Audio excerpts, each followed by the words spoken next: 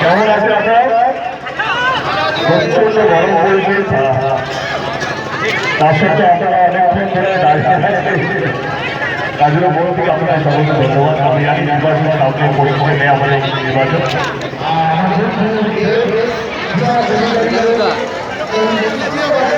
দাঁড়া না, কাঞ্চনদা তো আমার সঙ্গে রাস্তাঘাট দিয়ে এলো, রাস্তাঘাট কত অনেকটা ভালো হয়ে গেছে, এগুলো সবকটাই মোড়াম রাস্তা যেগুলো ছিল এগুলো পাকা রাস্তা হয়ে গেছে, ডেফিনেটলি কাজ দেখতে পাচ্ছি। কাঞ্চনদাকে ধন্যবাদ যে উনি আমার প্রস্তাবটাকে হ্যাঁ বলেছেন। পড়ে যাবে